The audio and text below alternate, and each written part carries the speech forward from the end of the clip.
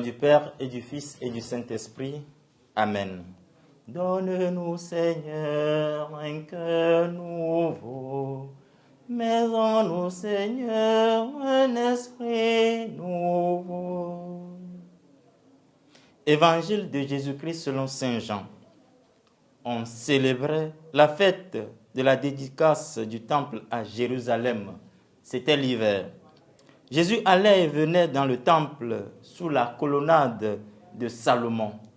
Les Juifs firent cercle autour de lui. Ils lui disaient: « Combien de temps vas-tu nous tenir en haleine?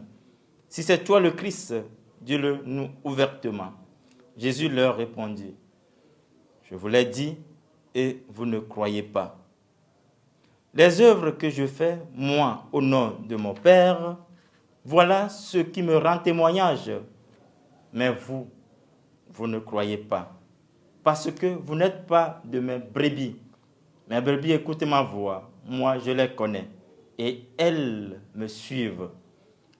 Je leur donne la vie éternelle, jamais elles ne périront, et personne ne les arrachera de ma main. Mon Père, qui me les a donnés, est plus grand que tout, et personne ne peut les arracher de la main du Père. Le Père et moi, nous sommes un. Acclamons la parole de Dieu. Louange à toi, Seigneur Jésus. Dans notre marche, en ce 2 mai, dans le temps pascal, 4e semaine, nous continuons notre pèlerinage, notre aventure avec le Christ, lui qui nous donne la vie en abondance.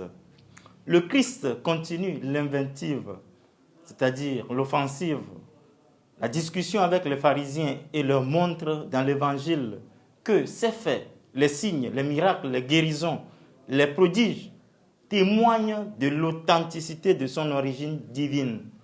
Le Christ, à travers le miracle, révèle son identité. Vu que ces pharisiens ne croient pas en sa personne, ils n'arrivent pas à l'adhésion de foi, à l'affirmation que le Christ est le Sauveur. Le Christ, aujourd'hui, dans l'Évangile, les renvoie à ses œuvres qui témoignent de lui, qu'il accomplit avec le Père.